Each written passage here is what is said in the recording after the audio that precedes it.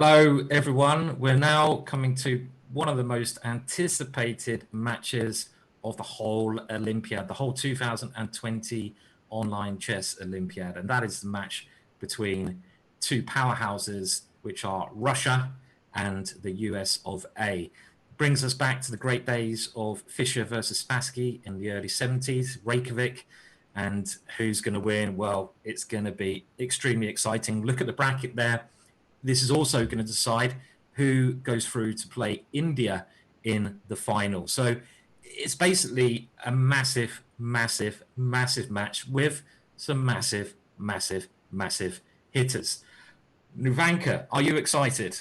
I am super excited, Simon. I really can't wait for this. We're going to see. We just had a look at the team announcements. Russia have Alexander Grischuk, Daniel Dubov, Alexander Goryachkina, Kosteniuk, Esipenko, Shuvalova. And you have to remember, Polina Shuvalova is one of the world junior champions, one of the best female juniors in the world. The US, well, they're hard hitters there. We have Wesley So, Sam Shankland, Anna Zatonsky, Tatev Abrahamyan, Jeffrey Xiong. Jeffrey has this amazing score. He scored 7.5 out of 9 in the top division. And he was very solid and managed to fend off Shevchenko yesterday. So, yeah, and they have Annie Wang, also another big hitter. So, I don't know.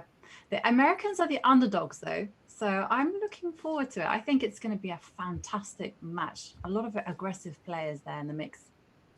Yeah, totally agree. Both sides are phenomenal sides. You've got probably a more experienced team from Russia because a lot of the female players have been world champions at some stage or not. Kosteniuk, Ganina is amazing. So all the players are brilliant. The American players slightly younger, so you've got they're gonna have to. They're up against it a little bit, up against experience, but it might be their time to shine. Top boards, of course, Wesley So. You can't, you're gonna have to put your money on him in a lot of situations. Sam Shankland, great player. But Russia, they do have Grischuk, they do have Nepo, they got these guys. It's just tough. It's a big, big, big match, Jovanka, isn't it? Yeah, Massive match. Absolutely huge. It's an interesting choice of top boards. You've got Grischuk and you've got Daniel Dubov, two creative players. Actually, I would say some of the most creative players in the world. And they're playing against Wesley So and Sam Shankland. And those two guys are like heavy theoreticians. So it's going to be an interesting battle. And I just wanted to say that Wesley So, of course, had two magnificent victories yesterday against Ukraine. Remember, he defeated Vasily Ivanchuk with the white pieces effortlessly. And he did the same with Anton Korobov, two amazingly strong grandmasters, and he just swatted them away. So, yeah, and one match that I'm really, really excited about is Jeffrey Xiong against Andrei Esipenko. I'm looking forward to this junior under 20. It's a very classical style. And Jeffrey, of course, has been playing some remarkable chess. So, yeah. It's really exciting. I 100% agree. And, like we said, the American team are very young. I think it's quite brave to place these players in the team. They've all proven their performances, but they're up against the experience of the Russian team. I think one, I'm just picking out games I'm particularly interested in, and I'm particularly interested actually in Dubov versus Shankland because one thing we've seen from Sam Shankland, obviously a phenomenal player, but his theory, exceptional, maybe one of the best theoreticians in the world. Dubov, on the other hand, is a maverick, and he kind of creates his own theory. So you can have this clash of styles. One guy who is still, obviously Sam Shankland comes out with amazing ideas, as we saw, but they're going to clash in quite a unique way, I feel. So the opening stages of that game, I'm, interested to see who's going to get on top of them, Jovanka. Exactly. It's going to be fascinating. I can't wait for that one. And one of interesting as well, I'm always very interested in seeing how Alexandra Goryachkina will be playing. And now she's going to be playing against a very experienced Anna Zatonsky. Now, Alexandra Goryachkina, of course, is being groomed as the next women's world champion, or the next women's world champion contender, at least. So it's she's kind of, her play has really made a big progress. Before she was maybe 2,500, and now she's playing with the strength of a very solid 2,600. Very classical, very natural style. Can Anna Zatonsky hold her off? Anna Zatonsky is a very, very experienced, very calm player. So yeah, we'll see. Well, we're off. This is what we came for. Let's dive in. Let's not hold back. Let's do it. And we might as well start with a game you guys can see on the screen, which is Grischuk versus Wesley. So Grischuk, the advantage of the white pieces. And we have variation. I played myself quite a lot with the white pieces.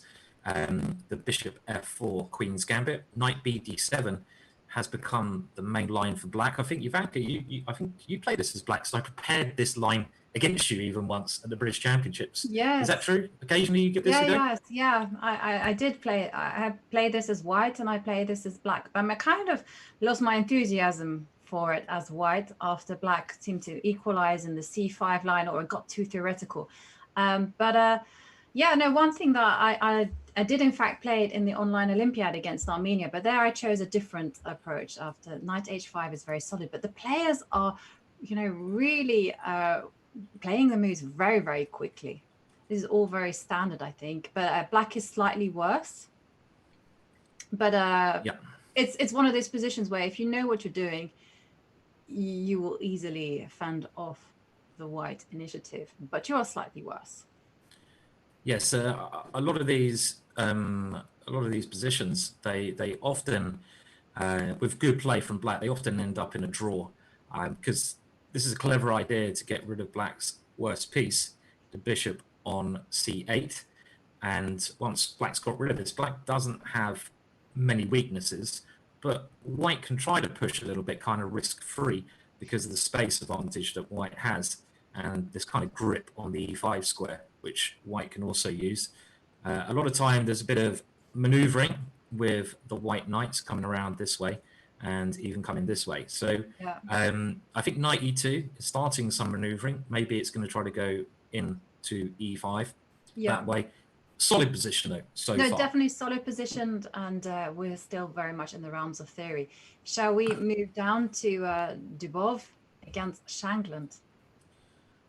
Well, this is really, I'm very excited about this one. And we have Dubov with the black pieces, who plays many different openings. And in this one, he's going for the French defense, which we've seen a couple of times before. And now, as predicted, Sam plays, well, the main line, but not just the main line, one that his compatriot Bobby Fischer made extremely popular, knight c3. Who had many battles with some of the old greats in this position. And now the, I would say, more popular variation, which is knight to f6. And after e5, the knight comes to d7. Now, this is all very normal. f4, c5, knight to f3. And this is quite mainline. Pawn takes d4, and here knight takes d4, bishop b4. I don't know this line so well. I think it's not one of the main lines. a3, and we're going to do that. Now, I am hearing my mic's a little bit off, so I might just let you talk, Jovanka, and just try to fix that, because it's probably a very easy fix. So what do we think? We'll go to the current position, and Jovanka, I will see if... Yeah, I mean, it's an interesting position. It seems to me quite standard in the French, but let's have a look at what happens if the match is in fact tied. So if there's two draws, or one side win and the other side win, and the score is level, what will happen next is that we will go to a situation called Armageddon's, and this is decided by one game. And it's super exciting. It's actually quite a novel idea. What happens is each team is composed of four categories. I'll put the right numbers. And you have a women's section, women, men, junior under 20, and women's junior under 20. And one of those categories gets chosen at random. So they do a drawing of lots and pick out a category. The team captain then has to decide which one of those players within that category will represent the country. And then there is another drawing of lots to decide on color. So if whoever wins that drawing of lots, they get the choice. They can either play white or black. And it's white will get 5 minutes, whereas black will get 4 minutes plus drawing odds. So yeah, it's super, super exciting. What I love about this situation is that every player counts. You can't just depend on your rating superstars. It's absolutely every member of the team that is absolutely vital. And yeah, it's exciting twist on a very unusual format. Yeah. Okay, so you'll have to let me know if the mic's better. I'll get it fixed quickly. I can put another one in. Sorry about that. These things unfortunately happen, as we saw it happen with Armenia or whatever happened there. We won't go into that too much. Bit controversial. I must admit, I thought it was my speaker. So I thought, okay, I'll send for some technical assistance from downstairs and come and fix my speaker. But yeah, okay. Okay. Nice, well, let me know. It wasn't me. No, it's nearly always me, always, for some reason. Don't ask me why. But okay, the current position is, I would say, pretty sort of sensible position where white might have a little bit of a better position with A5 coming in. I would agree with that. I like black as well. Black's position seems to me very, very solid. Okay, white has this push on A4, A5, but at the same time, black has a lot of play down the C line and the potential to put his pieces on good squares. So you can see that the knight to G6 has been played. Black does have the typical French push. I'm always very hesitant as to whether it's any good, but he can play F7, F6. It's always one of those questions in the French. When is this a good move, or when is it a terrible move that will cost you the game? That's true. We're going to have to see. I mean, let's go to the other boards so we can get a quick update of what's happening. So this one is, okay, this big game which you mentioned when they said Alexandra from Russia, well, you mentioned they're kind of grooming her to be a world champion. So Anna of America is maybe going to be up against it here. It started with a London system. Yeah. So an opening I know a fair bit about, having played it a lot myself. I have to just mention one thing. It's actually standard that after, with this particular move order, with the bishop going to F4 on move 2, that it's actually common, the refutation, so to speak, is actually those lines with a quick C5. Yes, I mean, there's many ways you can play, aren't there? You're saying C. I mean, I think one of the ways that black now plays is actually trying to bring his bishop out as well quite quickly. Yeah, there's many lines. I think it's all pretty much equal. But against bishop F4, sorry, on move 2, then C5 is the traditional kind of way how to handle that. Yeah. One very interesting move here, you know, if you want to spice things up for white and that black must be prepared for, is E4. Because this is like the Albion counter gambit, but with an extra tempo. So you really need to know what you're doing with black here. For example, I'll just show the opening moves. This is, I'd say, well, a favorite gambit of Morozevich, E5, take D4. And if you get this, you can play the same kind of thing. So, but with this extra tempo, which is a very, very useful tempo, the bishop is on F4. So I was just swapping the board around to show the similarity in those openings. And if we go forwards, though, the line that black played is meant to be one of the most stable ways to play against the London system. Put the bishop on D6, knight B, D2, and now Anna is not pushing the C pawn, which is maybe slightly more common, but playing B6. Yeah. And the idea of B6 is actually to go bishop A6 at the right time and exchange off this bad light squared bishop. Yes, that's right. With bishop to A6 is, as you mentioned, the way to do it. Because in these structures, the light square bishop of whites is a very, very dangerous piece, especially on D3, where it can often start an attack towards black's king. So aiming for bishop A6, getting rid of that piece is a good positional idea. Knight E5 now played, and Anna's sort of gone into a bit of a tank here, Jovanka. She spent a lot of time. You don't want to be spending a lot of time so early. One thing, though, I have to also mention is Goryachkina is not famous for playing the London system as white. You know, she's kind of much more of a classical D4, C4, Queen's Gambit type player. So, and Anna has played this system before. So I think Anna will be a little bit cautious that maybe she's stepping into some preparation. Yeah, and of course, both teams very well prepared in previous matches. So that would not surprise me if Alexandra of the White Pieces has prepared this. I guess one strategy here is to think about pushing forwards with E4. This looks very logical at some point.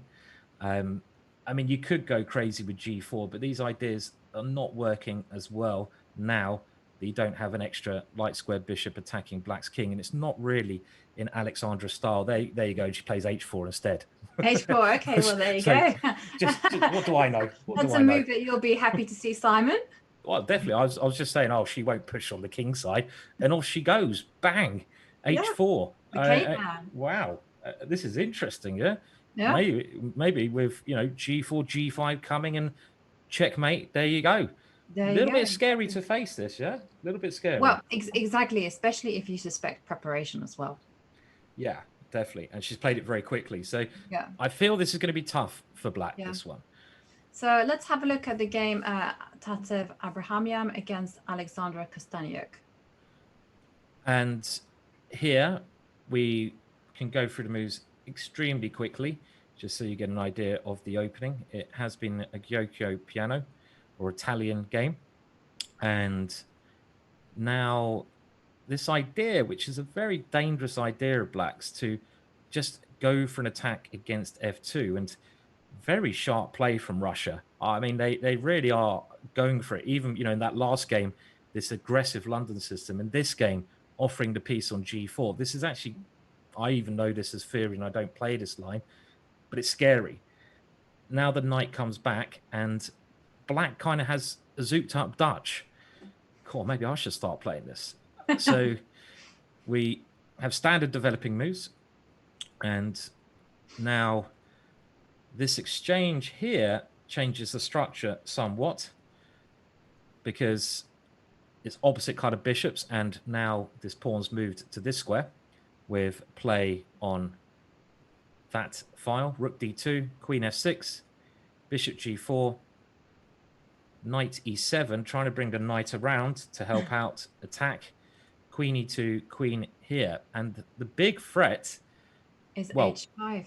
Yeah, and the other idea of just bringing the knight here is stopping Bishop F5. And H5 is a major threat. Yeah, I'm really worried actually about the white position because we've said it before, we'll say it again. When it comes to a middle game, when you have opposite color bishops on the board, it's all about the initiative. It's all about who has the target to attack. And this bishop on C5, look at it. It's amazing. And whereas this counterpart on G4 really isn't doing so much. It really needs to, I mean, ideally, I'd love to put it on F5, but it can't get there because that square is heavily defended. And this open line for the rook on the F8 is just, white is in trouble.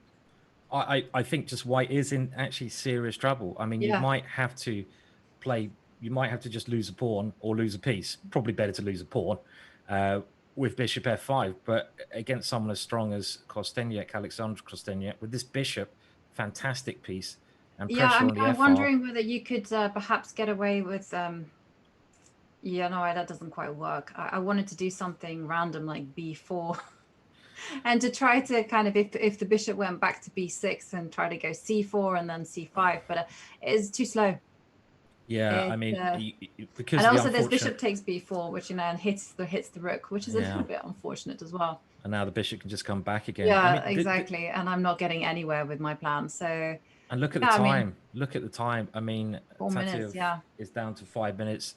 Alexandra on 15. I mean, for any USA fans out there, I think you can notch up a Black win here. I'm afraid to say it just looks massive. I mean, is there an option that you can simply give up your queen? Your queen? Yeah, I mean, I'm just wondering because I really Queen don't. A6. Yes, Simon. Just what I was thinking. No, I was thinking if you could kind of let go of this f2 pawn and just, or maybe just let go of the f2 pawn and So move the try to knight. play for some bind on the light squares. So something like knight e1. So at least your bishop and queen are now defending. Yeah, but I mean, h5. I don't see, but I don't really see anything great after just rook takes f2. Yeah, it's just terrible. Yeah, yeah, it's just and a queen. it's just pinned all over the place, and I lose the e4 pawn. So and there's no chance for establishing a bind. So I think you're right. You just have to simply go bishop f5, and yeah. Maybe she should go queen a6, get it over with. No. All right. Anyway, we have one more move, h4. Okay, yeah. And the idea is, of course, there was one other move actually I saw. Maybe queen c4 might have been possible. Yeah, I mean, h4 played. I mean, okay, if you can get the pawn to h5, you're right, but I'm not sure what you're doing after this one. Is it to go? Or maybe you can go bishop f5 now. Yeah, I think I'd go bishop f5. And then we live to fight another day. But yeah, there's probably better moves after h4. For example, maybe even when pawn taking takes pawn. here, just opening up the g file. Okay, it's tough. Let's move on because we haven't seen two of the other games, and this one, Esipenko, two incredibly talented juniors here against Xiong, is again another key game. Xiong playing well, but Esipenko they're both star players. Starts off a bit more positionally with an English, but we see white now building up the center, and this kind of structure has been seen before with black playing a bit like Anand did earlier on, if you can remember that game, trying to take c4. And now after h3, king h8 played, which is maybe just a useful move to get off anything happening on that diagonal. I don't know if is black gonna try g5, g4 now that he has a hook? You could say, oh, h3 is a hook, so I'm going to go rook g8, g5, g4. I mean, I would love to see that played. It was a very famous example of that. Again, I'm thinking about Bobby Fischer. Bobby Fischer was the first person in Hedgehog system to play king h8, rook g8, g5, g4 against the very solid Ulf Andersson and win. Very famous game. I'd love to see, again, a compatriot play this. I think it's actually quite tricky to kind of if you look at the position optically, you kind of see that all the action is happening in the center. So I think it takes a special mind to kind of go, okay, let me switch the action to the king side. I mean, if you start going rook g8 and g5, you are either a genius or a complete loon. And it probably was a complete loon. So that wasn't what I was getting at, but I was just saying, mentally, it's actually very difficult. Sometimes this is actually a fantastic thing to do. So, just to adjust that the play is in all areas of the board. But yeah, e5 is something I would expect a lot more, because after a move like d5, I think this knight on a5 will soon find its way to. You drew the perfect arrows there, Simon. Here it comes. Yeah, it's true. I mean, this is very standard. It's like the Grunfeld, isn't it? But in the Grunfeld, you have the bishop on g7. Then it's not a great piece, the dark square bishop, anyway, because if you look at this guy here, you're trapping it behind your own pawns. But, okay, it might come out later. And if white... Okay, so white doesn't want to close it down. White wants to keep options available of using the d file. Maybe capturing makes more sense here and trying to get the d5 square for white. Yeah. At the moment, Jovanka, I'd say this is pretty finely balanced. I mean, it's maybe white is slightly better with a bigger center, but it's not anything to report home about. No, I mean, everything to play for. So shall we have a look at board 6, which is Annie Wang against Polina Shuvalova. So, Polina is one of the strongest female juniors in the world. I think she's world junior champion in 2019.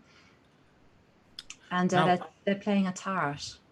Yeah, this is one of the main lines. And I know there was a big match that Esipenko played on the white side of this. And this was in Lyon. And his opponent kept playing this line as black. And you go into this sort of, queen e2 is more normal. You go into this position where white has the two bishops. And I have to be honest, Jovanka, I don't really know why black plays this position. I mean, I wouldn't want to play this position because it can only be better for white with the two bishops, especially this guy in an open position. I mean, when I say open position, there's no pawns in the C, D, and E lines. Yeah. So there's lots of open lines. The bishops are better. Black is solid. Black doesn't have any weaknesses, but black's always going to be a little bit worse. I completely agree. I mean, but I think that this strategy is basically just based on, you know, you hold the position as black, you do whatever it takes to hold it. Doesn't matter if you have to grovel or draw, just as long as you don't lose. And then you start pushing hard with the white pieces. We have a draw, board one, by the way, and this is Grischuk versus So. We were talking about how this is a very solid variation, and Grischuk did not try to push too hard. They've obviously got game strategies, Yeah. And we can tell here that maybe the strategy from Russia is, look, Wesley So is blooming dangerous. You know, a draw, just draw with white against him. We are going to try to win on some of the other boards. I don't know if their captain would say, right, your job is to win. That would be I'm sure they do that. I'm sure they do. The Russians are very tough. Very tough competitors, yeah. I mean, and here you can see that black has good control of the A file, and there's not much to report. This is why it's so critical positionally. Imagine if black still had a light square bishop. This is the key idea in the opening. Imagine if there's a bishop on that square in red, it'd be totally trapped in, and white would have a good bishop. The key thing to remember in this opening is to play this clever bishop A6 idea. Get rid of that piece first. Okay, so it's quite tight at the moment, Jovanka, we think, yeah? Very tight. It's quite tight. I mean, I think Russia might have the initiative on the women's boards, but let's have a look at Shankland against Dubov. I feel, Jovanka, that if America are going to get a result out of this one, they probably need to get a win on this board. That's my looking at the positions as they're going. Yes. I'm saying Sam really needs to try to get something out of this with the white pieces. Right. I mean, I would agree with you, and I think that America has the best chances on this board and also against Jeffrey Xiong's board and Annie Wang. So definitely juniors. Yeah. So yeah, how's this looking in terms of material? Is still level. In terms of king safety, black's king is not great, but then we're probably going to go into an endgame, right? Yeah, I mean, it must be slightly better for Sam because if you just compare the bishops, look at that monster. The only thing you've got to do is avoid black pushing you away with e5, but g7 is one target you can hopefully attack. Black's defending that nicely. Yeah. Equal on material. It should be better for white, I feel, with this bishop and some pressure against this what you do against b6 as well. On b5 is quite annoying because it looks as the d3 pawn, and whilst that bishop is looking at that d3 pawn, this rook on d1 can't mobilize. So yeah, and if you take this pawn on b6, then black will obviously capture this pawn on c3. Sorry, Wang, it's a bit of a fun fact there. You can see in the camera. People are asking, that person sitting behind Dubov, all the Russian team playing the same building, is one of their trainers, coach, team captain, Alexander Motsilev, who has been European champion. So you can see him probably anxiously watching all the games, well away from the players there.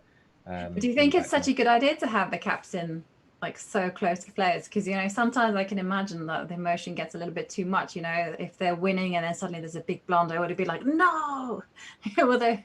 No, I mean, would they be able to keep a poker face? I mean, it would be funny if we saw him in the background, going, oh, no. Just going, no. Sort of slowly starts hitting the vodka in the background when his players start. I mean, he's a really nice guy, guy, Alexander Motsilev, and he's the captain, and he's he's not going to affect them and do anything bad. He's a good guy. No. Of course, I'm not suggesting anything like that. I just was. Yeah. So I don't think it'll be a interesting. Rook b1. It's a nice move, actually. Rook b1, and the problem is I think white is going to win a pawn, but is this going to be enough? It's kind of, I think it's going to be a 2-result kind of thing. Black has to try to either Well, you do have this kind of draw. idea that, you know, if you can retreat the bishop back to d7. Yeah. Or yeah, you can even play bishop a4. Just so my idea was that with bishop d7 was to meet rook takes b6 with e5. Okay, so rook takes b6 and now e5 would be... Yeah, that was my idea. And you're going to take on c3. Yeah, I think this e5 move should be stopped. Definitely. So after rook b1, bishop d7, yeah, I probably just play rook here. And I'm going to try to play... I'm not going to, you know, rush into winning pawn. Yeah. I might, you know, transfer my rooks to these squares. This is the way to play. And try to... Yeah, just try to play against g7 and slowly use the h-pawn. The bishop, look at the bishop. The bishop is so good. Yeah, it is good. So good. So I don't know. Dubov's got something to prove here, and he's a bit low on time. This is Shankland is, you know, he's doing well, I think. Can we have a look at Goryachkina against Anna Zatonsky, because I can just see the clock situation favors Anna Zatonsky. Wow. So after h4, it gets very interesting. White's playing super aggressive now with g4, g5. I mean, you know, I love this kind of plan, but without a light squared bishop attacking h7, have you got enough pieces to make this work? Well, we'll find out, Simon. All the pieces are coming over towards that king, but the white king, you know, it's also in the middle. It could backfire. This is the kind of position that can backfire, meaning you push too much, it opens up, and it's your king which becomes exposed. We have some exchanges. And now h5, e5. Great play, I think, from Anna. Anna's opening up the middle of the board when the king is here. More exchanges on e5. Castles, rook d8, and now queen g4. Current position, Jovanka. You're right, the time. Alexandra has really tanked a load of time. Loads of time there. So... Yeah, it's a very complicated position. I mean, I would prefer black, if I'm honest with you, because I feel that with the control of the center, I'll have a more straightforward position to play. I just like the idea of going rook d6. Perhaps I want to play d4. I can even just go b5, b4 if I want to open it up. I mean, but I just like the idea of my rook on d6 controlling all the lines, and I'm the one that is deciding about the pawn breaks. Very interesting position. I certainly don't think Anna with the black pieces is worse here. You know, she's coped with the pressure that white, you know, it's scary when someone starts throwing the kitchen sink at your king. You can often like, oh, come on, man, just wither away a little bit and, you know, and sort of just die on your back. That hasn't happened here. Black's played very well.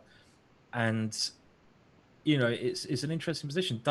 Is white going to try to play for some pawn break? I don't see these pawn breaks working very well. No, I mean, I was thinking maybe the white's plan is just simply to put pressure on this d5 pawn. But one thing I might try, Jovanka, here, if I was white, I'd actually probably be trying to swap the queens off. I mean, because then the d5 pawn might be a target. And I'm a little bit worried that black's attack is going to be stronger, as you said, in the long run. So as white, I might try something like rook h4 and queen f4.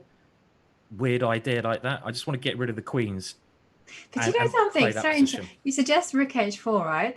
Yeah. But in the Caro-Kann main line, it's like rook h4 is such a bizarre move, but it often gets played in the main line Caro-Kann, and I kind of see this position as being very similar to a Caro-Kann main line. Yeah, it has some kind of, and I just rook h4 often gets suggested that. And I just find that it's a bit bizarre. It's a bizarre move because it doesn't quite look right. That the rooks are not connected with each other. But yeah, I mean, I agree with you. Let's say rook d6. Queens off. I think so. I mean, I want to. I mean, I'm not sure I want to play queen f4 because maybe it's not the end of the world. Actually, I was thinking originally I don't want to double my pawns, but this could even be okay for white because white's not going to lose the file. Yeah. I would rather, I think, take the rook on f4. So that's why I'm suggesting maybe playing like this. And obviously, if you get the queens off, I think white now would be very, very happy. And actually, white might be a little bit better in these structures. Yeah. So this is just an idea. Exactly. No, it's just an idea. But I wonder whether you actually have time for it because, okay, I suggested rook d6. But if I were to be a little bit more aggressive with something move like b5, So the move has been played. Queen e6. Queen e6. Queen e6. Yeah. So Okay. black is offering the exchange of queens, and trying though to improve the pawn, bringing the pawn to the center. Okay. So white can. I mean, I don't know if you want to take this because it improves black's structure. You can always play f4 here, and Yeah. this is not bad for white either. Fairly even, should we say, Jovanka, Fairly, this fairly one? even. Yeah. Fairly even. And can we have a look at the Kosteniuk against Yes. Abrahamyan? Because Abrahamyan really found herself in a bad position. We have a result. We have a result. Alexandra Kosteniuk has won, Yeah. and that means that Russia has gone into the lead with 1 point. Yeah, let's just see what happened. I mean, unfortunately, this bishop was the problem, and it just got itself into a bad situation. Very funky. Did you just see like Alexandra's like paper in the background there, her wallpaper? That was really funky stuff there. I think they're all playing in the same venue, so I'm not really sure whether Alexandra Kosteniuk is. So that's a Russian. If that is the Russian House of Chess, I want to go there. Look at that. Funky, yeah, I think wallpaper. it's one of those boards that they have. What they have these. Okay. One of those names of those boards that you just put up these poster boards. Right. Okay. It's cool. Anyway, the game was pretty horrible for white. Knight takes h4 was tried. She tried this idea you mentioned. Unfortunately, you have to give up material, and this is quite clever here. I mean, you could take the queen. No, you can't because your queen's on pre. What am I talking about? You have to take here, and it's just a pawn up for black, and obviously someone as strong as the ex-world champion. Yeah, it's just dominating. So it's go over. Yeah. Okay. Okay, so let's have a look at Esipenko against Jeffrey Xiong. So it's looking good for. It's looking good here for Esipenko with the white pieces as well, I think. Yeah. Yeah. We'll go through the moves quickly. I was wondering whether there was an material imbalance there, whether. Let's have a look. So white has made a lot of progress in the center of the board with some what looks like very clever maneuvers, and white's winning pawns. Black's trying to get this counterplay on the G file, and after king f1, black has a bit of initiative. But unfortunately, king f1 was a nice move because you can't take on g2 because the queen takes h6 check. This one is bad, yeah. So, okay, but knight c4 is a nice. It is a nice move. It's complicated. Nice I mean, it's 2 pawns up for white. It's going to be decisive. Look at the time situation. This is really quite critical. But Jeffrey he's coming for it. He's taking some risks there, isn't he, with the black pieces? What do you play as white here? Do you have to take that knight off the board?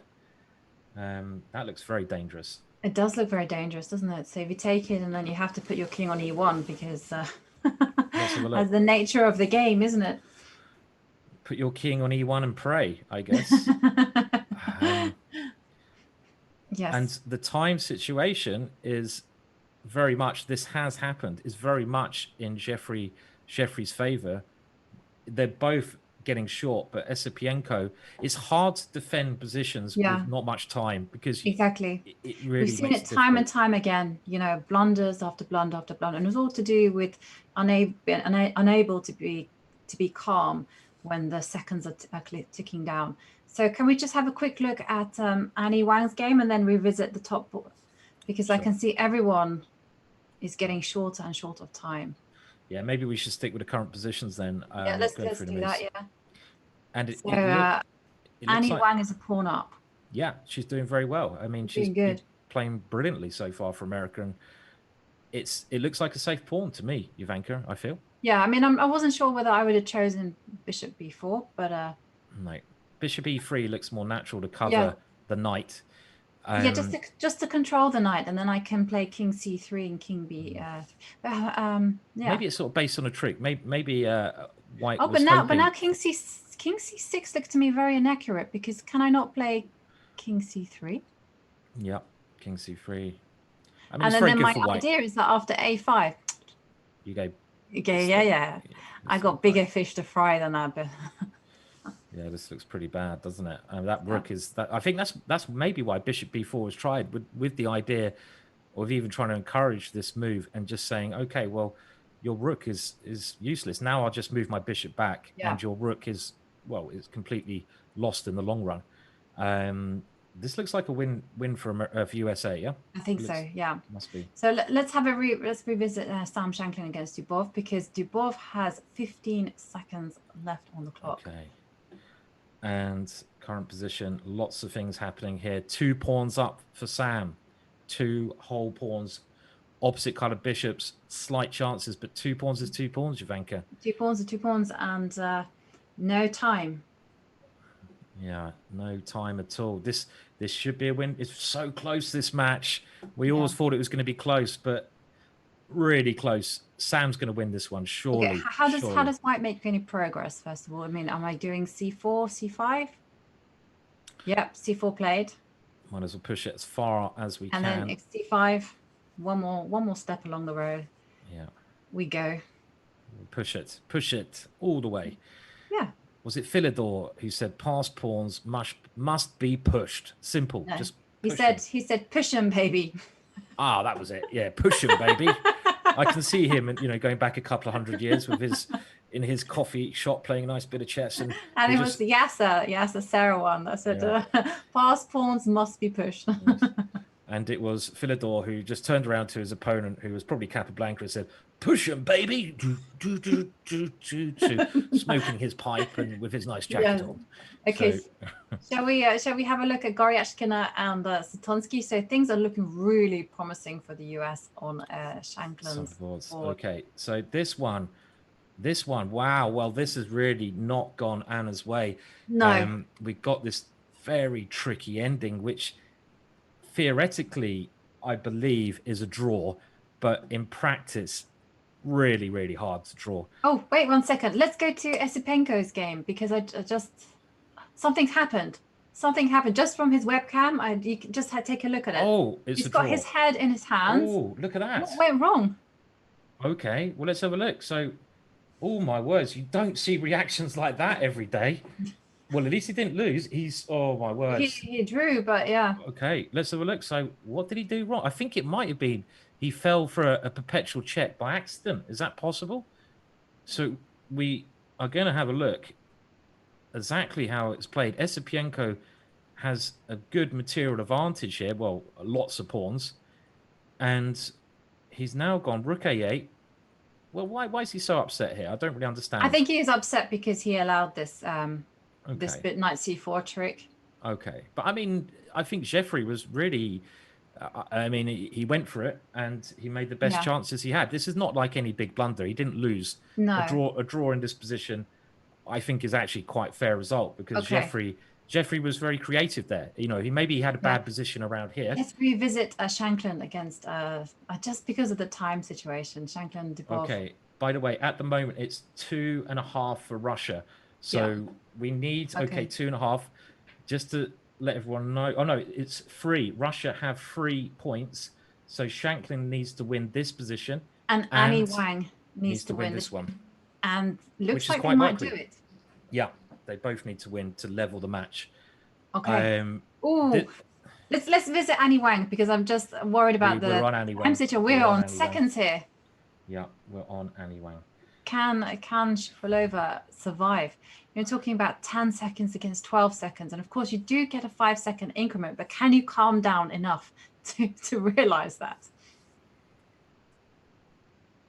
4 seconds. I mean, this is a very nice idea, getting the rook into d6. You get the rook to d6.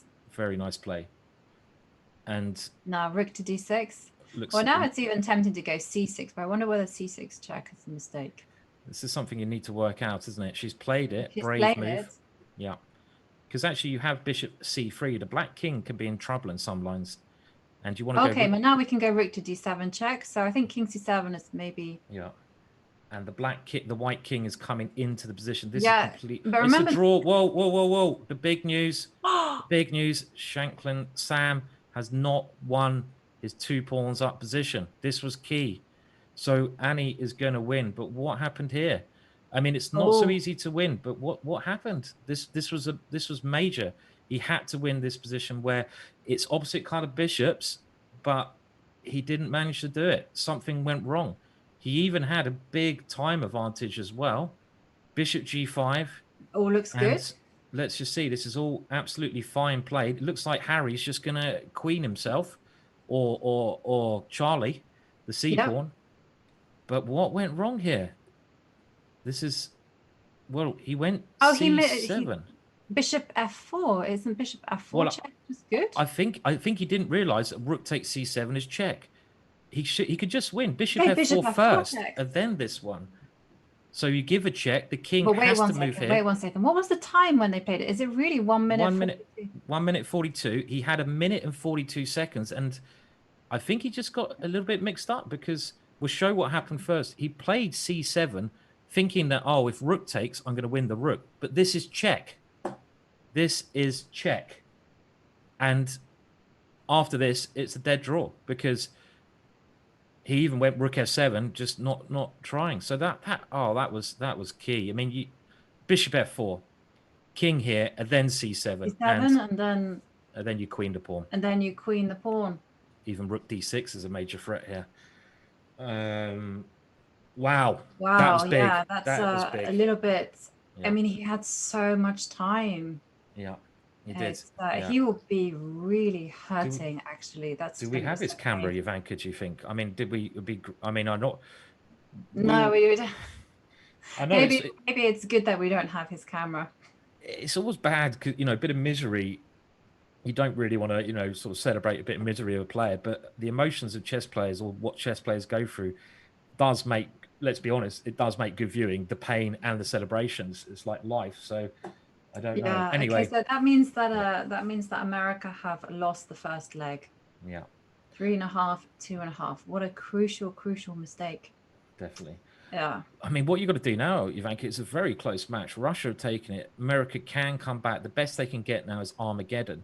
For Sam, he's got to now get his head together, hasn't he? It's really, really critical. He doesn't let that affect his next game because he played very well. He played really well in the game.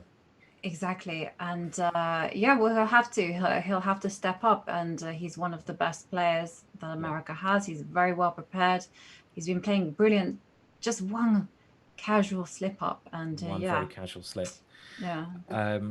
There we go. So very close match. America, USA playing very well, and it just came down to that last bit. Obviously, Russia. Also did very high quality game, very high quality match all round.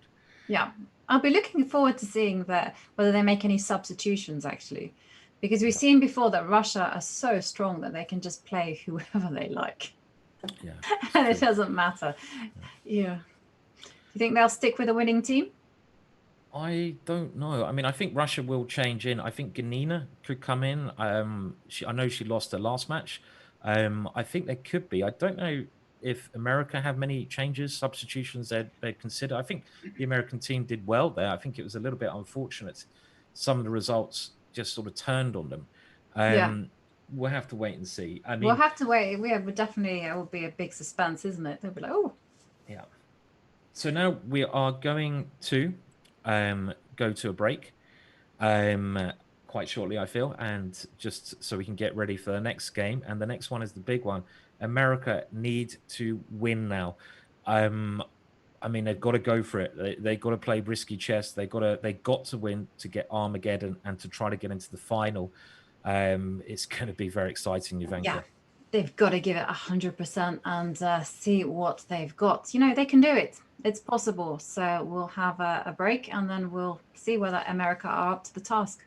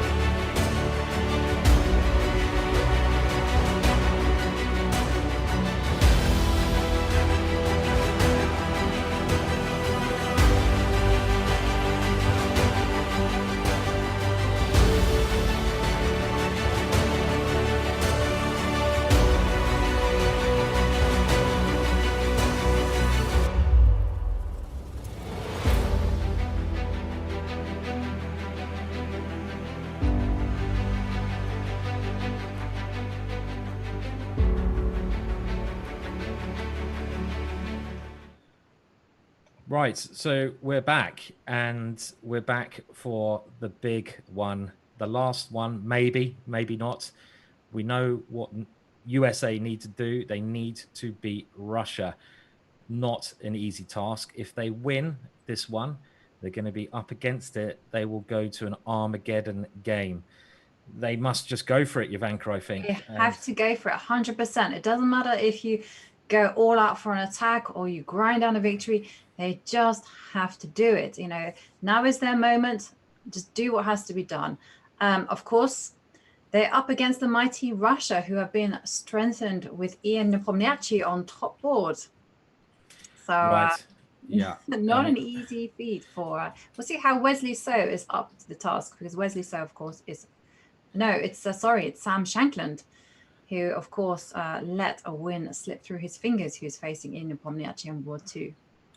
Yeah, I mean, Nepo is just a class act. I mean, if you could bring in Nepo as a substitution, it's like bringing in Messi in football or something, isn't it? It's incredibly dangerous, and it just shows how much depth the Russian team have.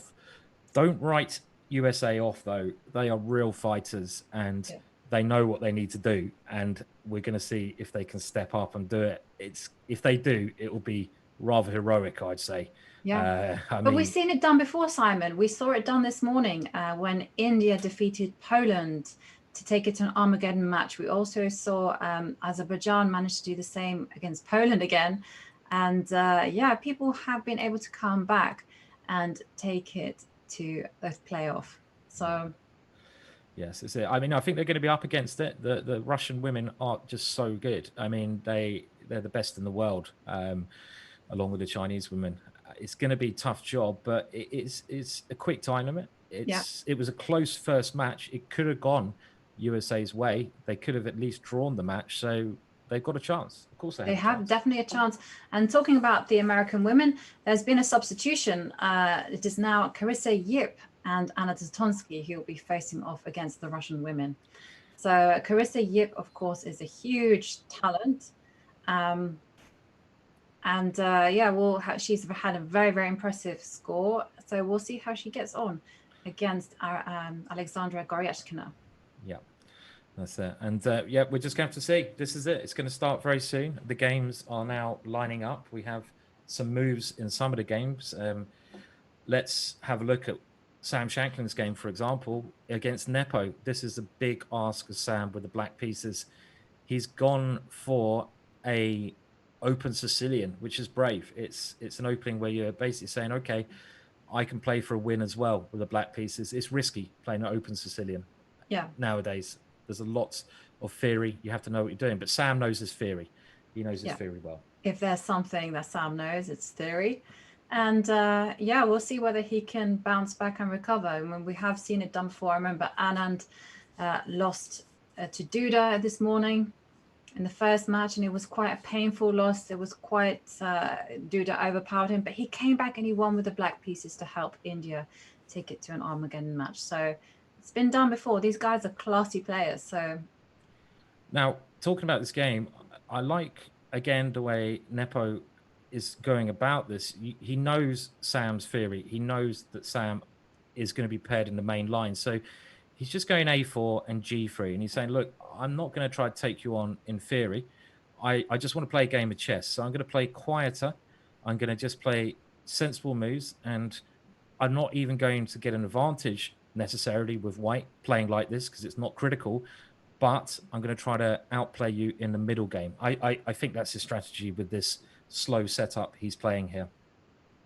Yeah, I agree. But this fianchetto system has a lot of venom actually against this formation. It's just because black doesn't really have a clear-cut plan and white enjoys that comfortable space. So here we can see D4, and then white is simply going to just rely on this greater harmony of the pieces. That's right. So, okay, we'll have a quick look at the other games. And Grischuk with the black pieces has to try and fend off Wesley So for Russia. This is a very standard Italian Giocco piano position, which a lot of players are playing now. Often at this level, the games end in draws because it's quite a symmetrical position. There's a lot of tension though, so anything can break out. But at this level, it has that rather drawish reputation. Yeah, it's all about the placing. It's all, I mean, it's such a strange opening system. It's very complicated, lots and lots of move orders, and it will tend to kind of somehow depend on like obscure factors like the placing of the light squared bishops. Like for instance, if black can play bishop e6 and capture bishop takes e6 with a piece, then black stands well. And it's just very subtle things like this that influence whether white is slightly better or black is slightly worse. So I mean, it's just such a complicated. I tried to learn it as white and I got completely confused. I mean, it really is. It really is a lot of maneuvering, and you have to have a great understanding to play these positions, because as you mentioned, there's loads of ideas. Black can try putting the knight on g6 and going c6 and d5. Yeah. When does white play d4? Does white play d4? Does black play d5? Play d5 as well. It's really hard. Does black play d5, or does a bishop e6 and then allow bishop takes e6, f takes e6? I mean, there's so many things. There's so many move orders, and so it's like But eventually white wants to play d4. I mean, that's the thing. We'll maneuver the pieces first. Okay, so let's go through the game, shall we? And we'll go pretty quickly. I think we're just gonna stick with current moves. There's so much going on here. This is a Caro-Kann. I can see that this is one of the trendy main line in the Caro-Kann, where black has played knight f6 in the opening, and black has captured e takes f6. Sorry, it's just because if you go through, you have to, you can go to the following, but you can go to the end position, and I can take it from here. So here, I mean, one of the main things is this pawn on h5 has surprisingly enough, it's actually safer than if black had gone pawn to h6, because it really clamps down on white's potential attack. And an important feature to notice is that one of the black's dream aims in this is black wanted to put a bishop on d5. If black gets to put a bishop on d5, then he's basically they're almost better. So that's why white has chosen c4 and d4 setup. But this does make her vulnerable to b5. And so black will be very, very quick to strike, and it's a very, very double-edged position, because of course black will meet g2, g4 with h4, and the double pawn on the f file actually has a great defensive value, and this knight on f8 is also a great defender. So sharp stuff. The rest of the stuff. I have to say, I'm going to give it up to Carissa Yip, coming in this very tough match against a really tough player, and she's going for it. She's not messing about and showing any fear. Black's castle kingside, and she's saying, right, I'm going to go for it. I'm going to castle queenside. It's a complex position, but we're going to go for it. I need to win this game with white. There's maybe moves where you can ironically play. I think white gets the better chances when white castles kingside. It's actually much more aggressive, because black has a lot of counter chances here. So very dynamic. Very dynamic. So we'll go through the other games. This one really looking exciting. Over to Kosteniuk versus Anna. And this one has been a Petrov, with Alexandra having the advantage of the white pieces. And she's pushing again in her traditional aggressive way, Jovanka. She's a very aggressive player, and she's coming forwards now, trying to force that knight to a bad square. You don't really want to put your knight on h5. I mean, unless you're forced to, because this knight on h5 is a bit offside. But has it been played? It has. I mean, I think you were forced to do it, because. I think knight e8 might even lose a piece. You might lose your bishop, right? Yeah, queen to e2 certainly looks bad. So that's why she's had to put her knight over on h5. But the knight is in danger of getting on offside. Yeah. I suppose it's one of those positions where, is this advance going to be, is it going to backfire, or is it good? Because, your king is lacking that protection now. At the moment, white has good piece control and black's not very active, later on it could open up towards the king. So is this a good idea or is this a bad idea? This is what at the minute it's a great idea because black really doesn't have too much space. But like you say, if Anna Zatonsky manages to play some very accurate moves and handle this space deficit very well, then g5 will be a big weakness. At the minute, I mean, I don't see a way for black to unravel aside from f6 or something. I'm not sure you're ready for f6. Now, this is a really crazy position, this next one. And this is between the two junior players who had that exciting last game where Esipenko was rather upset. Esipenko with the black pieces now.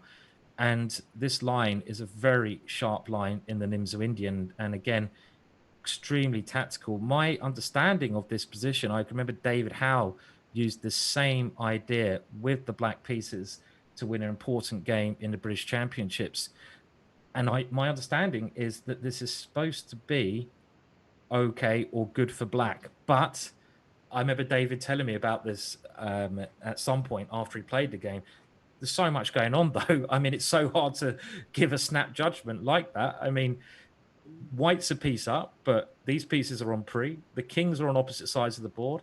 The H and G. I mean, what is going on? This is crazy stuff. Yeah, you really have to know your theory in this position. So look at the time, and the time is indicating to me that Jeffrey banging out his moves. I was just going to say that, you know, it's quite disconcerting if your opponent has 1 minute more than when they started, and it's the sharpest position on the board. Yeah, definitely. Yeah. And, you know, you can see that black has lost half his time. This is a really good sign for America. And you have to think that Jeffrey's got some kind of idea up his sleeve here.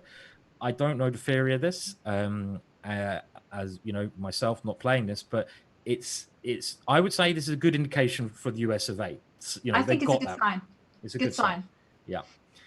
And the last game we're going to look at is Polina versus Annie Wang, who had that great victory for USA earlier. 2 knights versus 2 bishops, very similar to a position that we saw the other day in the Germany match, if anyone can remember our commentary there. And after e5, what is happening? This is really aggressive play from Annie Wang because this opening is come from a sharp Sicilian, and you play this when you try to win with black.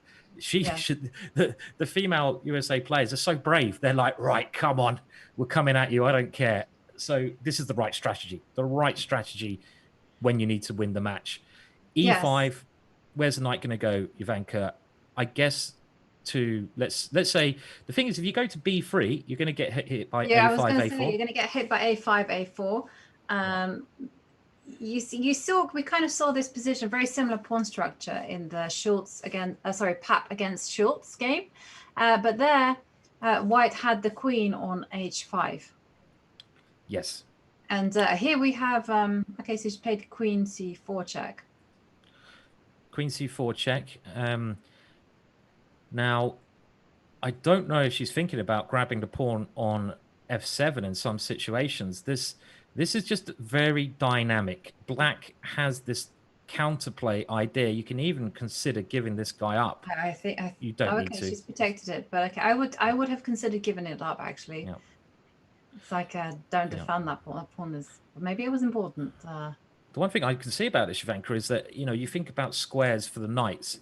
There's a massive hole on D5. White's knights are on very bad squares. Yeah. You know, if you could put a knight on E3, white clearly better in a lot of positions because the knight would be jumping into D5. But the white knights cannot get to this square without many maneuvers. Exactly. One way I can see it going there is like knight G3 to F1 and then E3.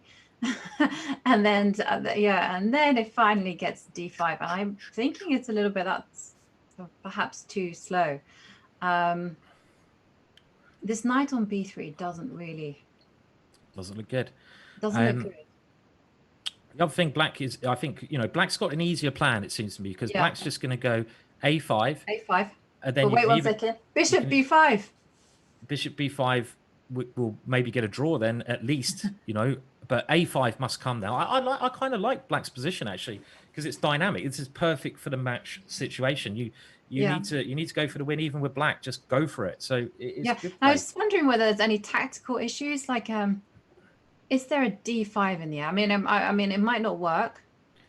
D5 here. Okay, let's have a look. So does D5. It work? No, I'm not sure I'm not sure it works. So if I take the pawn on D5. I think it doesn't quite work. I got to be excited because I was thinking bishop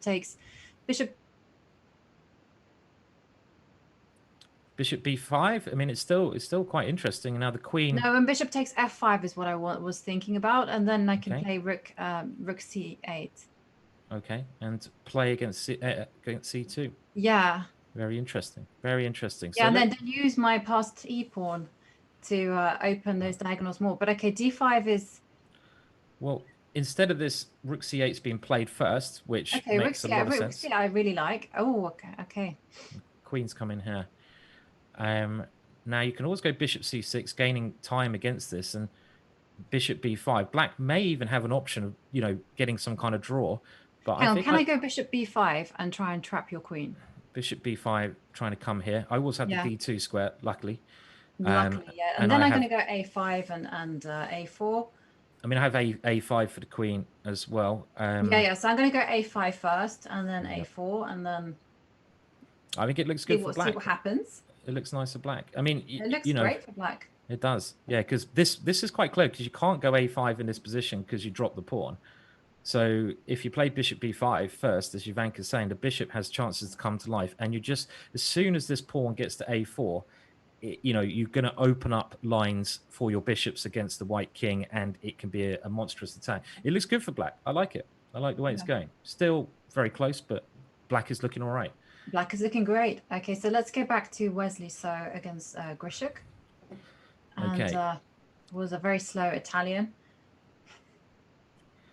Again, I wouldn't be surprised if this is still theory. It's move 15 where Wesley has got his knight to a very nice square, attacking the queen, some potential to attack the black king.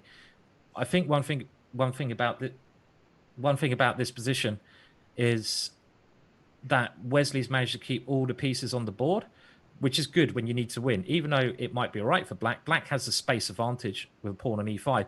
Keeping the pieces on the board, it gives you more pieces that you can sacrifice. Hey, Jovanka, yeah, exactly. They're not mine. We can sack them. We can sack them, can't we, Simon? But a knight on f5 is a dangerous attacker. I mean, the only thing again, I was like, this was one of the key issues in this Italian is that how are you going to utilize this bishop on c2?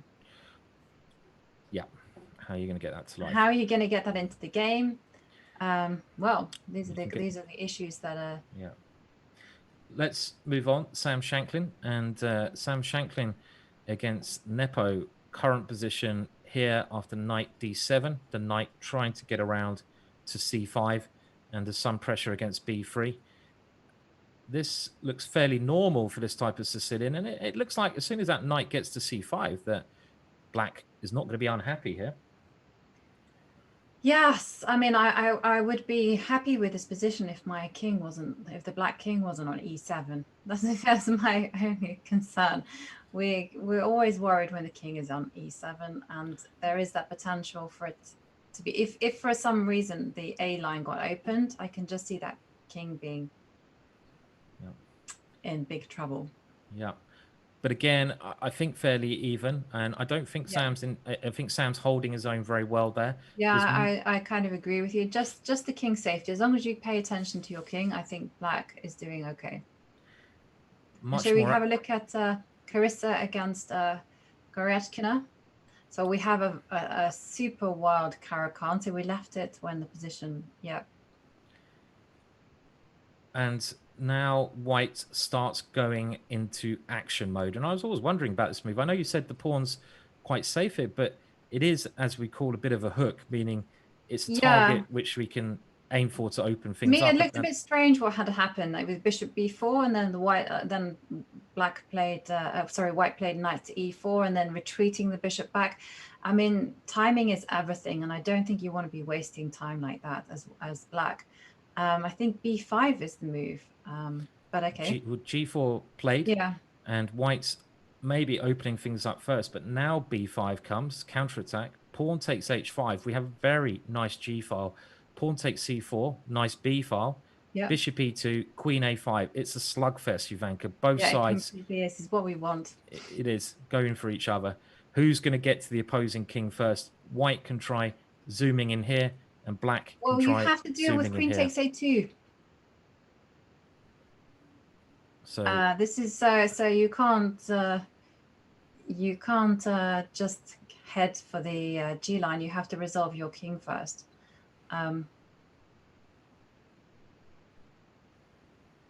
So just very unclear. I mean, you might be able to take on c4, but I'm wondering then why you didn't do it before. I mean, I suppose one thing that black can always do after this is, worst case scenario, start playing a move like queen d5. You know, yeah, this is one way. Or even queen to takes, play. or even queen takes h5. Okay, and then I would certainly just put a rook here. Yeah, and then I would hope for stuff. I would try to eliminate. You see, because Now go here. Yeah. Yes. Yeah. I'm a pawn up, and you can actually see that this knight on f8 is doing a wonderful job. I'm not in any danger. So let's see. Well, bishop takes c4 has been played. Yeah, okay, so I think now Goryachkina has the upper hand. And I feel it as a Caro-Kann player.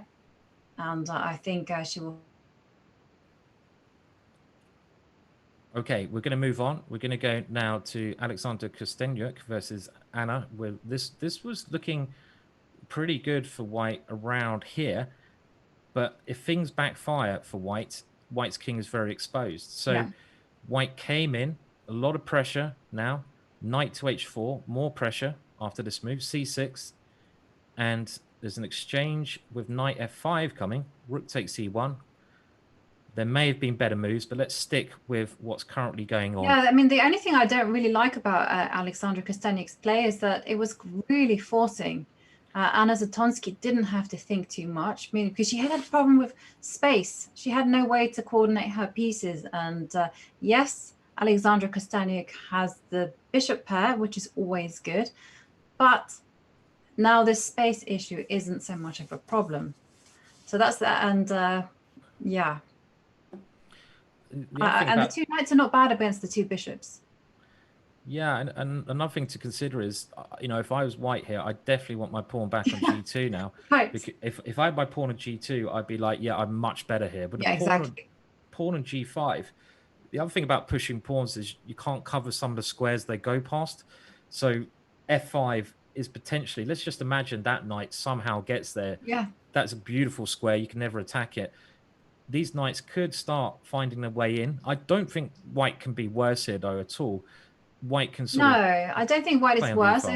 It was just I think Kosteniuk should have just kept the tension a little bit more, and rather than resolve the play in such a concrete way. Knight g7. Yeah. Okay. So again, it's very tense. There's not, you know, there's no games I can say so far, oh, this side is, you know, winning or going to win at the moment. Yeah. I'm going to make a prediction based on my experience in the Caro-Kann. I think Goryachkina will win. Okay. Against Carissa Yip. That's just based on my Caro-Kann experience. But yeah, let's have a look at this razor hot Nimzo Indian.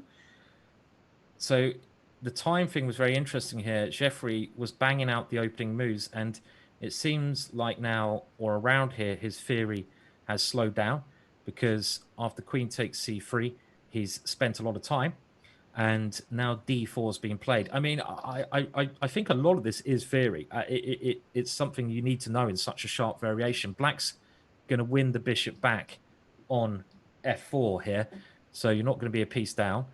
Yeah. With maybe chances here, it's just a complex situation.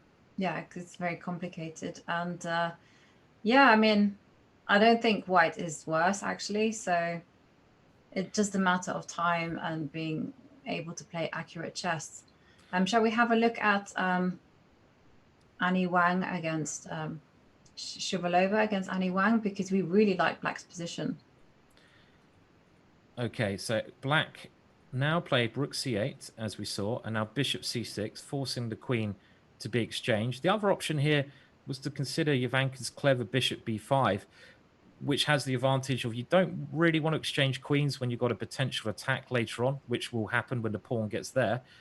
So this encourages the exchange of queens, meaning the white king is safer.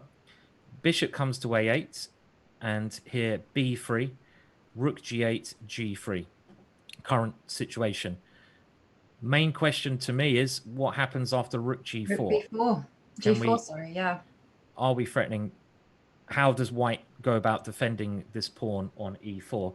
If you can win this pawn and play d5, fantastic. The bishops come to life. But is that playable? Is rook g4 the way that's going to go? What would white's plan be against this? Is white's plan to try something with knight b4 and to go for this pawn? I'm not sure about that one. Yeah, I mean, not quite sure. So you could try, if I want to get my knight to d5. So I'm also I try knight to d3, but I can't defend this pawn well, so I have to do something. Okay, yeah, you can try knight to d3. Or you could even, your knight to d3, and then, but you have to go rook takes e4. Yeah, because bishop takes e4 runs into, well, h3. I don't know. You can take on d3 after this. It's still very complicated. h3, bishop takes d3, and I've got this tactic. So even this is so complex. By the way, this has occurred. And let's have a look at rook takes here and just see a potential line where now I'm assuming white can go for knight takes b4, which is aiming to meet d5 with knight c6 check. Yeah. This is the main goal. And a lot of other moves you can, as white, if you can get your knight to d5, it's very good. But can you get your knight to d5? It's a very tense situation here. Yeah, completely tense. Because if you can get your knight to d5, then suddenly this bishop on e7 is not great. Yeah. What's been played? Okay, so we have no more moves from Annie Wang. It's a critical position. She needs to spend her time here to work out what is the right way. She's gone for bishop takes, encouraging this move. I guess you can also just play knight takes here even. You know, you don't need to play h3. Knight takes so yeah, how does yeah. So after knight takes b4, I mean, is there any ideas with bishop e8, d8, sorry? So bishop d8, attacking that knight. Or is there anything else? Hang on, there might be something better. Wait. There might be a bishop f3. Problem bishop d8. Instead of bishop d8, let's put bishop f3. I want to attack.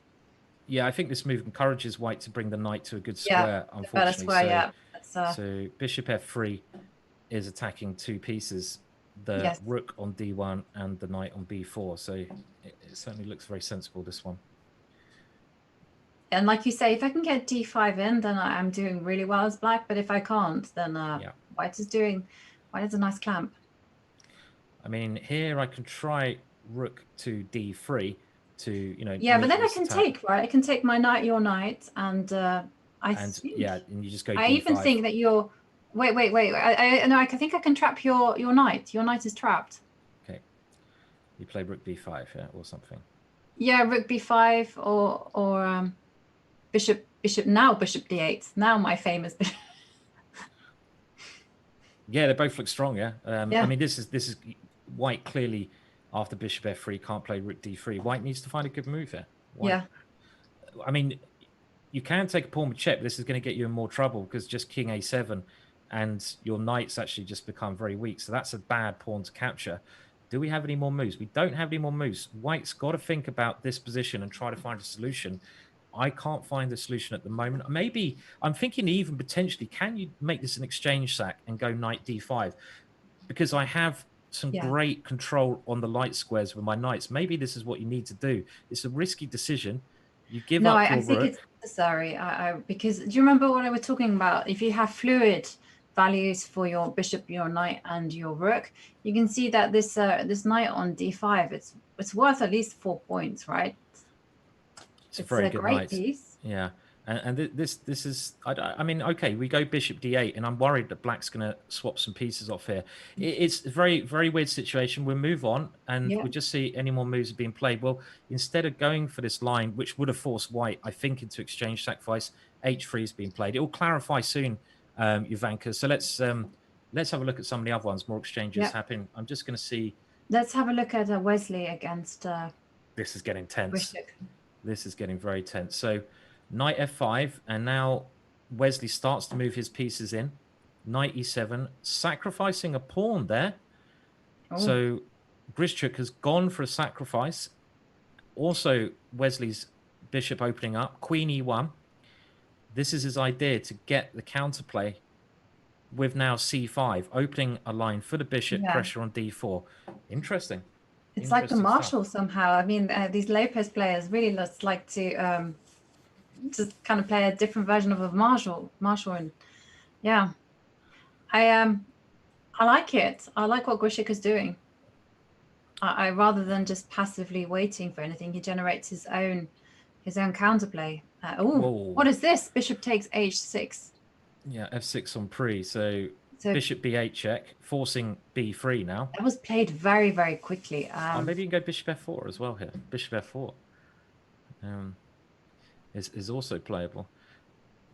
This is very key now. That if it's 2 pawns, so if Grischuk can't prove any initiative, he's just going to lose. Bishop f4 being played. And now queen takes queen. Is he going to go for g6 tactic?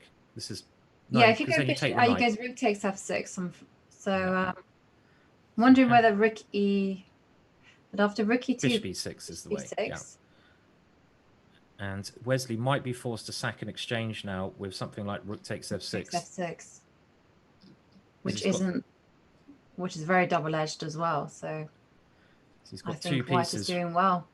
2 pieces which might be hanging, the rook and the thing. So Wesley has to make a decision, but this looks like it should be all right. I think Black has to take. You've got 2 pawns. Black's damaged his king badly, and I think I like White's. Definitely.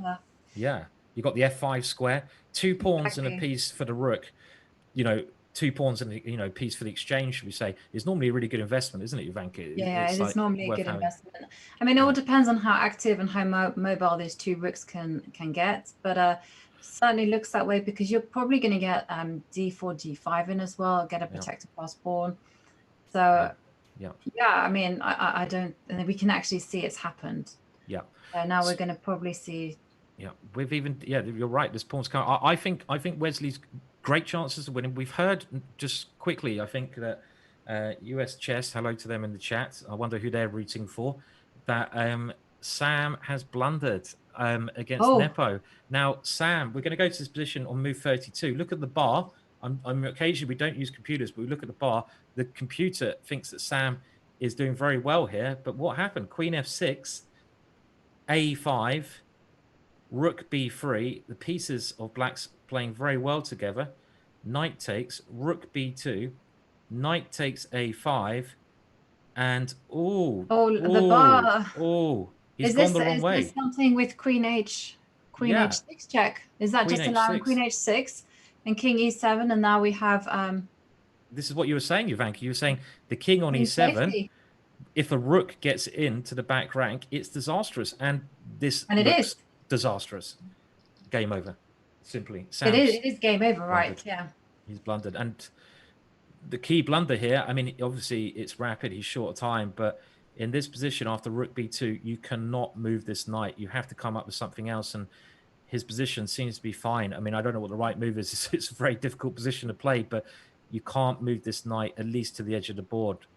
I mean, perhaps you have to just accept that, you're going to lose that one. Yeah. Yeah. What about rook takes a5? Rook takes pawn. That's what I would be thinking. And after rook takes knight, and then you get the f2. Yeah, this looks really fine. This looks great, doesn't it? I think Black's a lot better here. Bishop on g2 looks awful. So yeah, you've got the rook coming to a2. You've got 2 pawns to the exchange. Your king very safe on g7. It's safe on g7, not e7. Yeah. Black is a lot better here. This is a good advantage to Black. So this has gone from being a lot better to Black to being, we think, completely lost. Yeah. I think so. I don't see a great answer to Queen f8. So the question is, can the US recover in any of the other games? Remember, it is a team competition. It doesn't matter if one person loses, if the other team members can make up for that. Now, So, this is the exciting Caro-Kann, and it went the way we thought. We're going to try to go very quickly to the positions, and Carissa going for a brave attack here. Is it going to work? It looks pretty good for Carissa. This okay. position, it looks good for her. She's doing a great job here. Yeah, with one pawn up, and surely some attacking chances. I guess she's trying to work out if Queen to H7 is working. But Queen takes H6. Oh, H6, of course. No, I mean, the thing, Knight F5, but just look at the clock time, 22 seconds to Carissa's 2.5 minutes. Sam's lost, by the way. Sam has lost. Sam has lost. Okay, so America have lost. Russia are 1 up. And you have to remember, America need to win. In order to take the match to Armageddon, to tie the score, they need to win this leg. So, Jovanka, I'll go to each position very quickly so everyone can find out what's going on. We'll do a very quick assessment. Russia are 1-0 up. The top board. Okay, top board. Wesley So doing very well. Past D-pawn. Wesley So is going to win. I reckon that'd be 1-1. This board here, I think Carissa Yip, great winning chances. So I'm going to say 2-1 to America, USA. Now, what about this one? Kosteniuk with the white pieces. We're going to do quick judgment calls. Looks okay for black, just about. It looks okay for black. Yeah, it definitely looks okay for black. So far, USA doing okay. So good. This critical position here. Okay, Jeffrey is going to... Looks amazing for Jeffrey. Amazingly bad, I think, for white.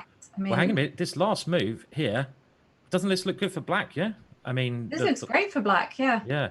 So I think Jeffrey is in trouble with the white pieces, and Jeffrey has white. He has white. Goodness me. Yeah, he has white. I thought all this time Jeffrey was playing with the black pieces. No, don't give the fans glasses. But let's have a look, Jovanka, because after Queen G2. Black's trying to push this pawn, and now Queen D7, Rook F8, Queen E7. And now you're threatening Rook D8. Okay. With a perpetual like this, so it might not be over. No, it's not over, I think. Time as well. Last board very quickly. Another keyboard. You need Annie to do well here. Oh dear, it's not looking good. It's not good. No. Okay. So what was the score? What do we think the score is? I lost track there. I mean, so far it seems to be like a tie. So I think it's not looking good for the US because. Okay, let's go back to Wesley So against Grischuk because Wesley has 1 minute on his clock versus Grischuk's 10 seconds. Very quickly, White's completely winning here. Knight H5 is going to win the Rook. Yeah. Grischuk always gets shorter time, and now 3 pawns for the exchange. The Black King in trouble. It's must be winning. The D pawn so strong. It's got to be winning for Grischuk. And can we go back to the Goryachkina game? Because I was wondering whether there was some sacrifice with this position here.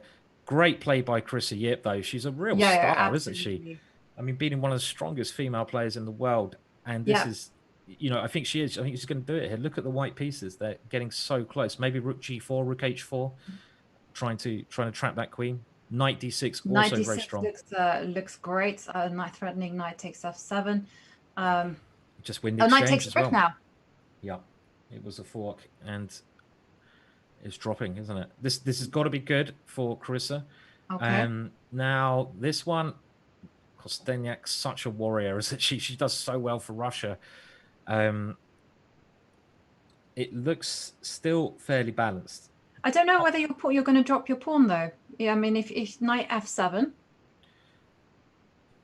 and this pawn could be in trouble. This pawn. Oh, maybe no. I'm gonna be a bit more ruthless about it. Can I just go Rook H7 first? Knight F7 okay, Knight F7 played. Okay, now Knight takes H6. Knight takes H6. That is a pawn. Yes. But then I can take on F. Oh no, I can take on F5. Yeah. Bishop takes F5. Yeah, you can. Yeah, you can. Looks like it should most likely be a draw. Well, I don't know. Actually, White's got the bishop. Yeah, I'd take White. The pawn on D4 is bad. Your bishop takes F5 played, and now B6. Time. Yeah, I wanted to be a little bit more controlled with winning that one, but okay. Now, Jeffrey Xiong what's happening here? Has he turned it around? It looked like he was in trouble, but now rook takes g6. He's set up a position where rook takes g6 is coming with mate, queen g7 next. Can Esipenko stop this? This could be a real turnaround. Yeah, well, this could be, yes, this could be absolute shocking. Okay, so queen to e. This king gets e5. Okay, so how is... The king is getting out of checks on and b7. The king hide on c7. There's no way to stop rook takes g6. No, I think it's over. I think this is winning. This is coming next. 3 seconds, 2 seconds. Great win for Jeffrey. Do we have the webcam? Oh no. Here we have the webcam, yes, and king h7, but okay, after rook g7, I think it is all over. He has to resign. Even queen takes rook here might be good. Yeah, even that. Yeah, and it's you can just see from his face that he can't believe it. What a turnaround. You've got to be feeling for him, you know. Tricky. Yeah, it's so big when you're playing for Russia or any nation. You know, it's so much more pressurized, and of course now this is winning, completely winning for white. No stalemate threats here. We have lots of results. Okay, Wesley So, okay, 1-0 for Russia. Okay, 1-1 with this one, and now it is 2-1 to USA, and with this one it is 3-1. And now it's all on the last game. If USA can get a result here, if USA can get a result, it goes to Armageddon. So it's on this game. Black needs to draw to win this match. And that's not going to happen, is it? No, not with the knight there. Not with a knight on h8. No. Okay, so Kosteniuk will take Russia through. I think so. And let's remember that USA need to win this match because Russia won the first one. And that's it. White. Russia has won and Russia is through. Wow. That was so thrilling. I could not have predicted that turnaround of that. And wow, I'm still reeling from the Jeffrey Xiong, the Esipenko match. Oh wow, that was close. I mean, they're so close, both of those matches, and they both came down to the last game in the previous round. But Russia are through to the final. Can we see it? Look at that smile. I'm sorry, I was looking at Kosteniuk's video. Yeah, the relief though she felt when she won that, because I'm pretty sure it was a bit shaky for her at some stage. So must be elated. I really like seeing when a team wins. Let's see some joy. Can we see any smiles on the camera? I was kind of hoping that there might be some Russian football. You don't know how you do in football when one person scores a goal and the whole team pile up on them like celebrating. I was kind of hoping that we might get some footage like that. You know, everyone piling up and Kosteniuk shaking her head, shaking her hair, and just saying, "Well done." But yeah. Let's have a look at the bracket. So we now know who is in the final of the 2020 online Olympiad. And in the final, we have India versus Russia. You have to bear in mind, Russia, they last won an Olympiad in 2002. So it's it was big thing for them. Years ago. Yeah. Massive thing for Russia. I mean, it's the home of chess is Russia. They always have dominated or been up there dominating in some form or other, and they got a chance now to win Olympiad. I know it's an online one, but it's a massive achievement. Can they take down India? Do you think they will take down India? Yeah, I mean, it's anyone's guess. I mean, it really is anyone's guess. I mean, India are massively strong. So yeah, but we saw it. I mean, USA nearly took it to an Armageddon match there, there are some weak spots there with Russia, because, you saw that Hungary almost managed to take it to an Armageddon match as well. So, it hasn't been as efficient as you kind of would hope. But yeah, they've done it. And I think it will be a close match. What do you think, Simon? It's going to be a very close match. I mean, India have the legendary Anand. They got some great young players, Vidit, and also they got extremely strong female players like Russia. It's just going to be very, very, very close. It's happening tomorrow. Do keep an eye on social media like Chess.com, Twitter, Facebook, and the FIDE sites for more information of when the match is going to take place. Because the thing is, as it's online, they want to arrange it so it's in similar timelines. So now that's more likely we're going to have that as it's Russia playing and not USA. And it is for the Olympiad title. I mean, we should say also well done to USA. It was a tough ask, and some of your players really shone.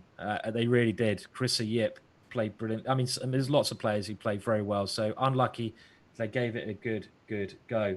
Now, don't go anywhere because we're going to have an interview, and it looks like we're going to have Ian Nepo on to the interview to give us his thoughts on the victory. And do remember, Ian has a very good Twitch channel. You should always connect to that and check out his Twitch channel as well.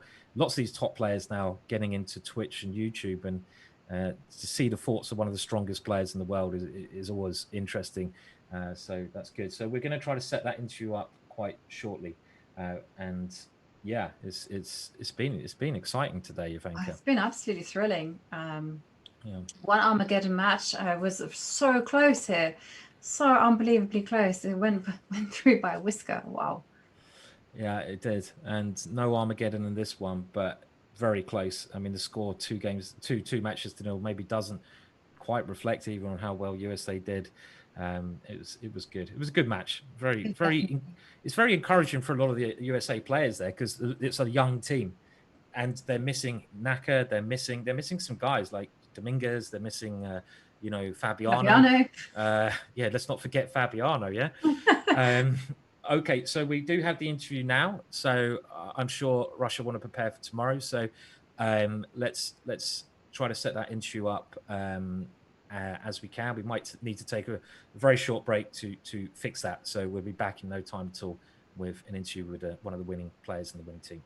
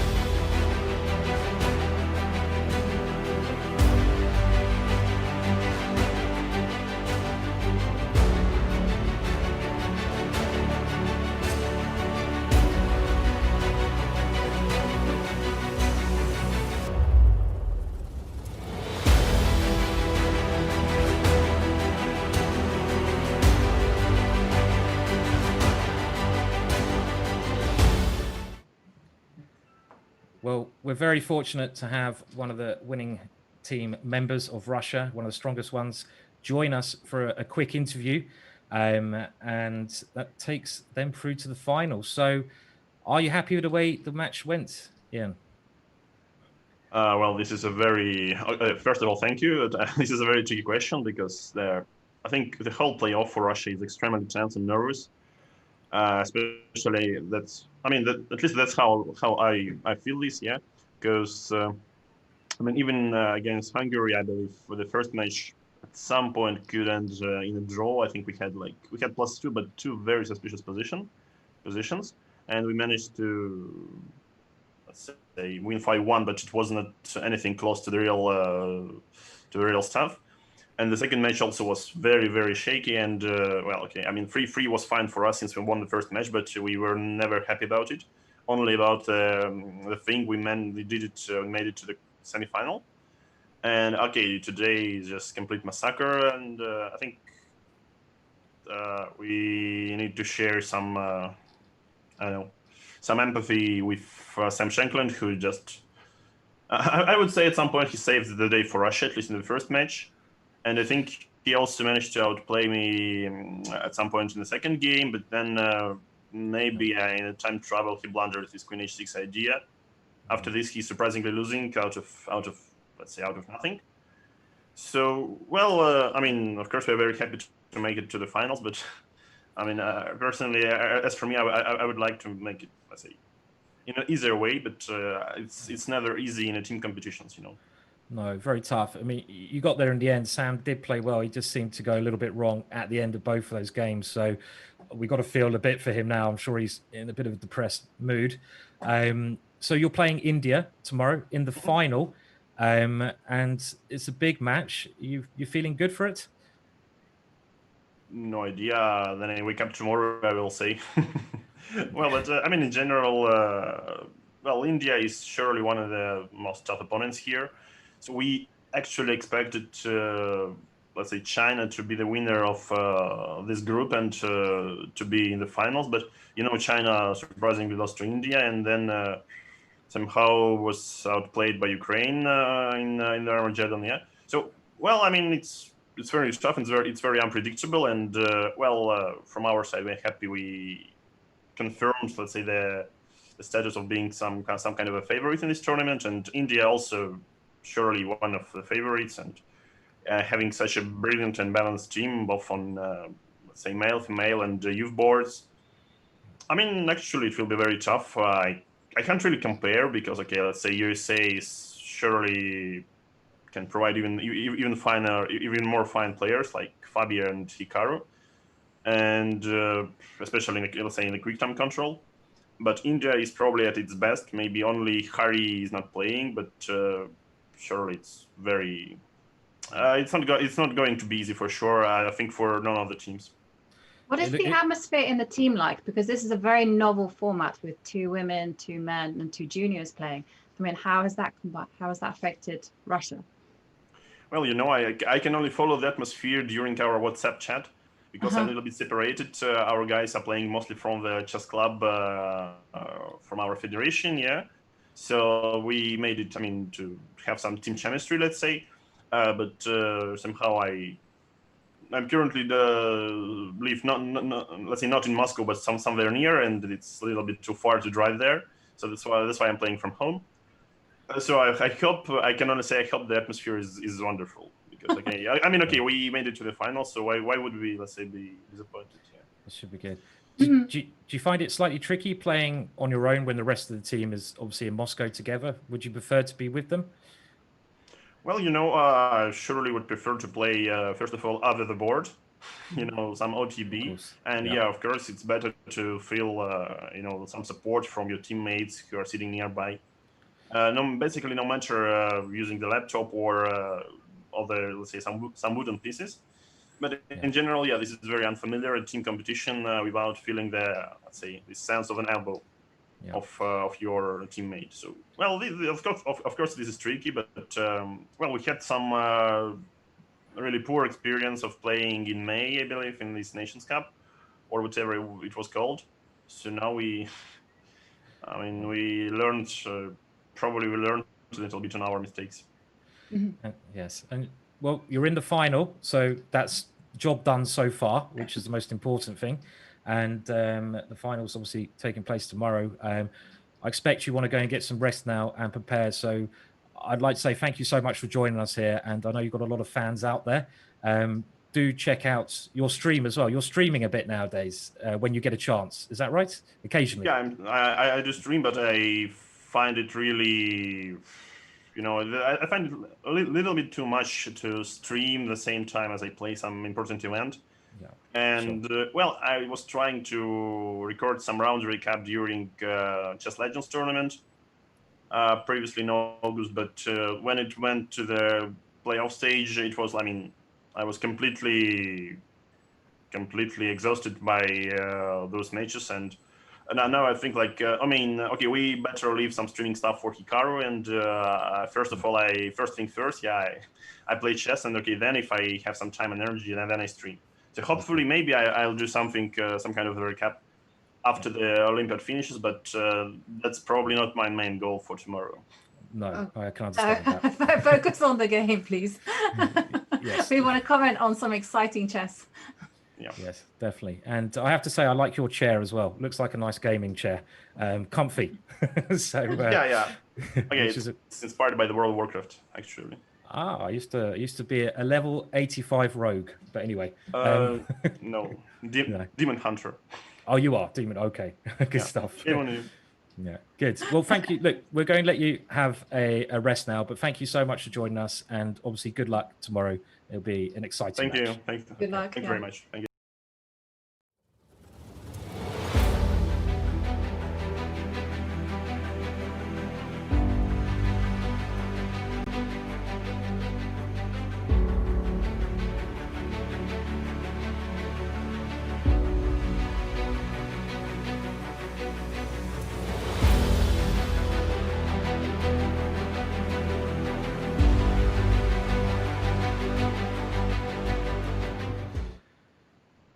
Well, it's always great to have some of the most fantastic players in the world come and join us for a little interview afterwards. And I'm sure Russia are very happy with their victory.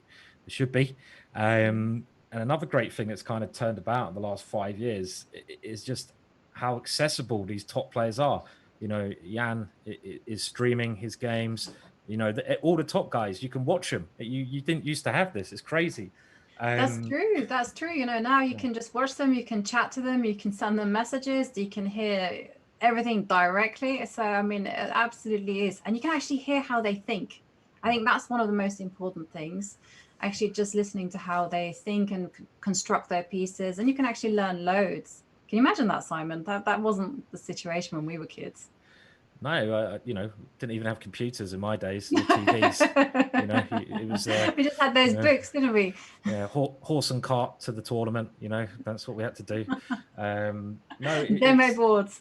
Yeah, but it's been great, and we've got one more screen. I'd like to show you a bit more information about the match tomorrow, the final. So we can see it is India versus Russia, and that is going to be one fantastic match to watch. Make sure you do not miss it. It's going to decide who the 2020 Olympiad champions are going to be. Yeah. It's a big reward, Jovanka, isn't it? A really big thing to win. 150 nations roughly at the start.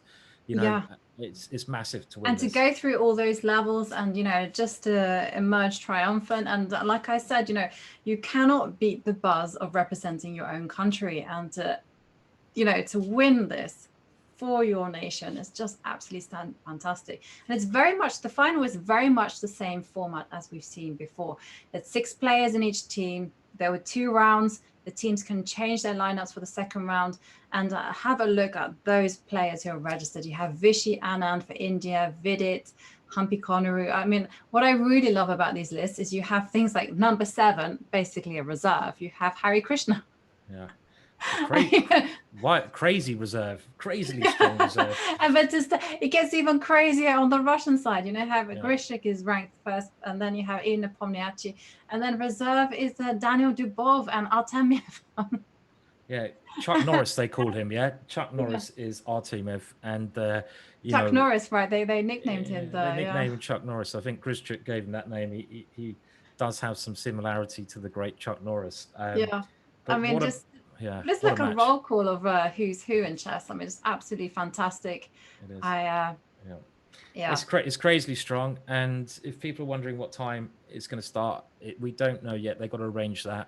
We'll be commentating, me and Jovanka. So if you want to know what time it's going to start, just have a look at the social media on Chess.com, me or Jovanka's Twitter pages, Ginger GM or the Little Hat. And FIDE will also make the announcement as well on their website and everywhere else. You just have to follow social media. They just have to work out which time zone, which is the best time for the time zone. So it was in a way they're probably quite happy that Russia won, because can you imagine if it was the USA that had actually won, what time would they have played the match? I don't know. I mean, it's probably better for us as well. We're going to get a normal time, but make sure you come tomorrow. It's going to be great. It's been loads of fun commentating day. So thank you to my co-host Jovanka, of course, and let's not forget the production team, which is a massive shout out so far to Bigfoot, who you've got to check out, and all the Chess.com guys who've helped us out. Most importantly to you guys on Twitch though, and wherever else you're watching. So thank you for coming and joining the show. And Jovanka, any last words for everyone? It's been exciting round of play today. You know, first of all, India go through on Armageddon. Kampi's smooth win over Monika Sochka. Wow. And then we have, of course, the drama-filled game match between the USA and Russia. And Russia, of course, nailed it. What's a stroke of luck, actually, you know? Yeah. Fortune favors the bold. But Simon, thank you very much. It's been a pleasure commenting with you. And I'd like to thank all the people here on Twitch and anyway, Twitch, not Stritch. Never heard of that one. Did you I thought you nearly said strips. No, okay. No, I'm trying to say Twitch, but Stritch came out. Yeah. So Twitch on social media, who got in contact and tweeted us, and yeah, big thank you to everyone who's been watching, and join us for the final. I mean, it's going to be one to watch. You really can't miss out.